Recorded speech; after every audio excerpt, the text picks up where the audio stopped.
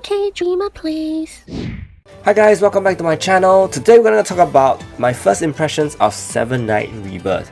As you know, Seven Knights Rebirth came out 2 days ago and it has created a buzz in the Seven Knights community. But is this remake really what we've been waiting for? So let's dive right in. So I'll start with the good, and I'll also talk about some of the areas which I feel can be improved, along with some areas which I straight out do not like. As we know, the visuals of this game is incredible. It's so beautiful, everything feels nostalgic, it's just a complete upgrade of what we had in Seven Knights 1, which was like 10 years ago. So this is a really good comeback for Seven Knights itself. And as you can see, the lobby is great, the 3D models in this game are so awesome, so crisp and clean, and you know the skill animations, oh my gosh. Some of these skill animations are, things you can really just keep watching on loop. It's so beautiful and I think they really did a great job here. And as for the codex, I do feel that it would be great if we could have some background in the future, because right now it does look a little plain. I know, they don't want to take too much focus away from the character, but I think having some blur backgrounds, giving the characters some environments will be very nice in future. Another thing good about this game is that they have cinematic cutscenes in every single chapter, and I hope they keep this up because it really makes it very engaging. The cinematic cutscenes are so dramatic and polished, and they give off a really different vibe. It's how like when you play certain RPGs and they have this very intentionally polished and rendered cutscene as part of the story.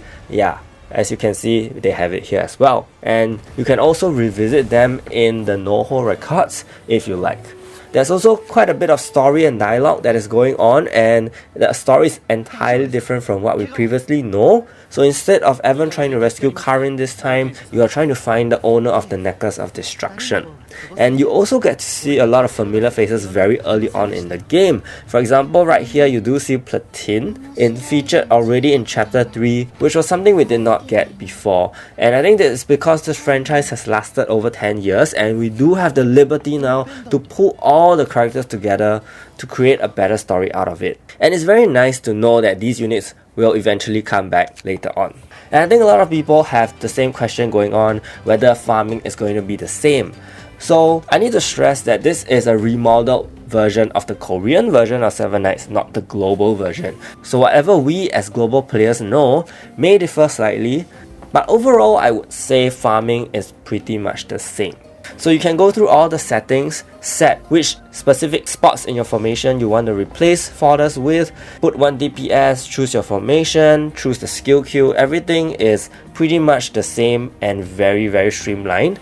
And you can also, in battle itself, if you want a cleaner screen, you can also turn on and off this option to have maybe a more minimal screen to look at. But I think the biggest change here is that you can actually minimize the farming to the background and continue to proceed with doing other things such as running your Celestial Tower, Infinite Tower, or doing raids while you are farming. So that's one big huge change which I think is very helpful.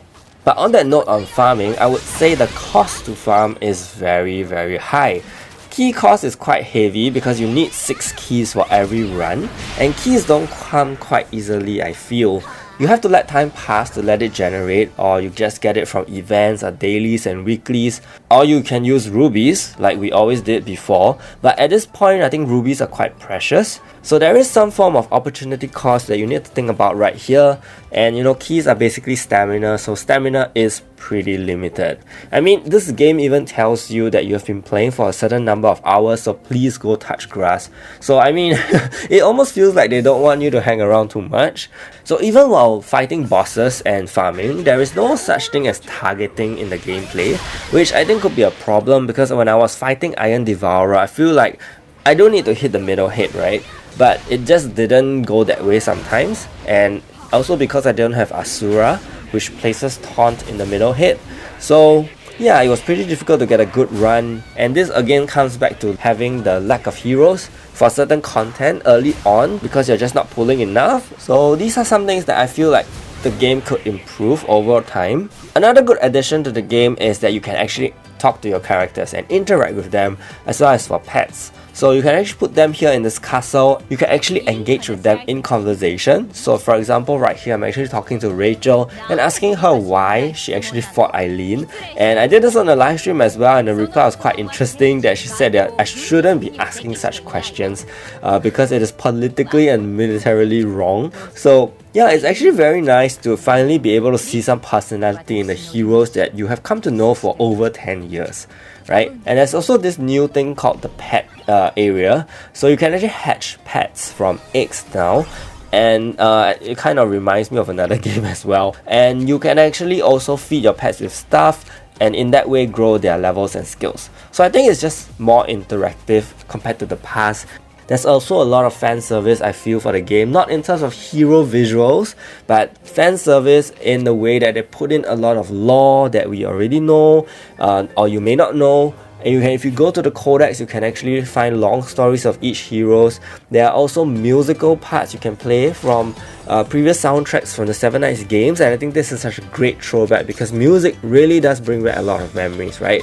And if you were exposed to something so nice, I'm sure that hearing these familiar tunes will bring you back all the way to 9 years ago when you were playing Seven Knights. And also, if you look at the codex, you can actually look at all the past illustrations of the heroes that exist in the game, and I think this is such a great feature as well, and I really hope they keep doing this for future heroes that are coming out.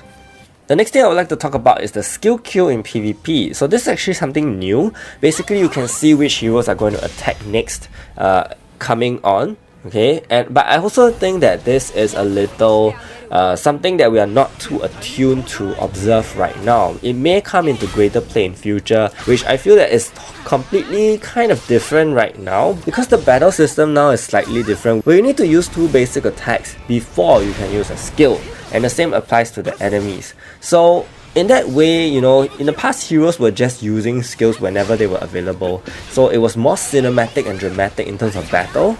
Okay, but now there's a lot of basic attacking going on in between, which I feel like it's a little slower, a little less interesting.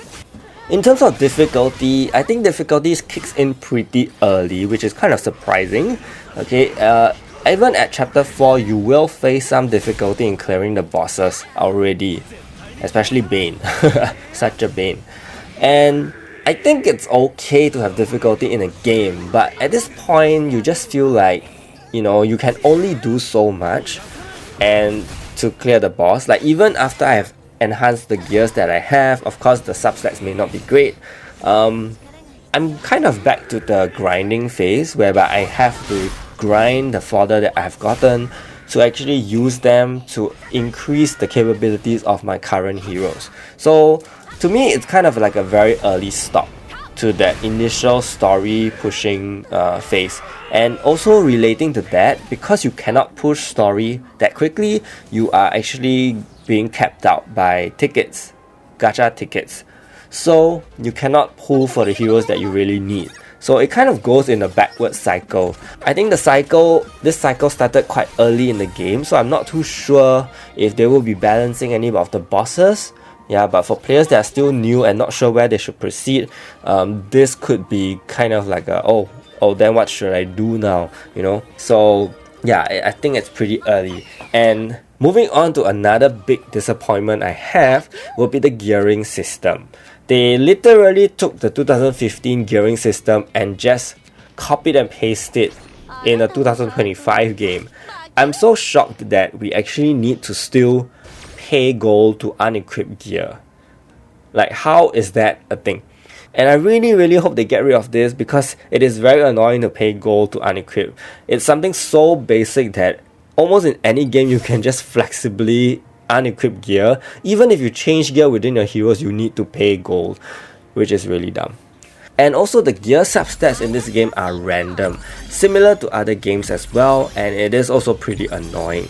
But I guess it can't be helped, and it can only be something we get used to because this is after all an entire system that they just modeled over. And as you know, many players know that speed is actually very important in this game.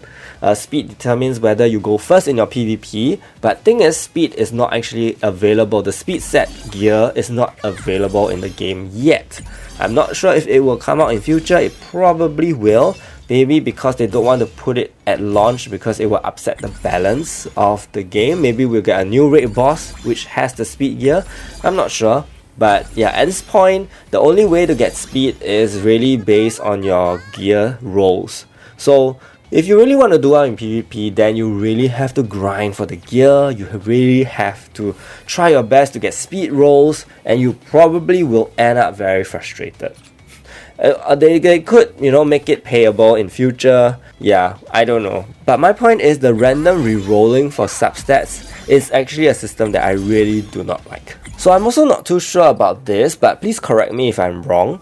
When I was powering up my heroes, there was actually this fail or succeed situation. As you can see, I think some of the fodders failed to power up the hero that I put in. And that actually shocked me as well because I didn't expect that to be even RNG based. I thought it would be like, if there's two 50% 3-star units added in, it should give me 100%, like it's additive. But it's not, or it doesn't seem to be. So please correct me if I'm wrong. I really hope that I'm wrong. But if this is also RNG based, then it's extremely frustrating as well. Like the game really wants you to grind so much that you get fodder that could fail, and then you just go back to get more fodder to feed your heroes. And I think this is quite a tiring process, even though sometimes it feels like even though you can minimize the farming in the game, but you literally need the farming to be done, then you can proceed with certain things or upgrade certain heroes. So in a way, even if you minimize the farming and you cannot do the content, you just really have nothing else to look at, right? So hopefully you take this into account as well and improve on these aspects. But overall, I think the first impressions are still pretty positive. There are some things that we will need to get used to eventually. Hopefully they will also improve it to make it easier for players. But yeah, those that have been playing since Thursday, hopefully you guys are enjoying the game.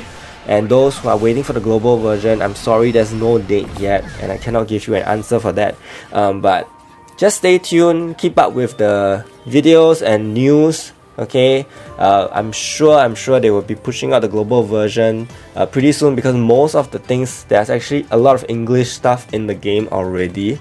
So I don't think it will take that long, hopefully. Okay, so I hope you found this video useful, and if it did, do give it a like and subscribe to my channel. Thank you so much, and I'll see you guys really soon.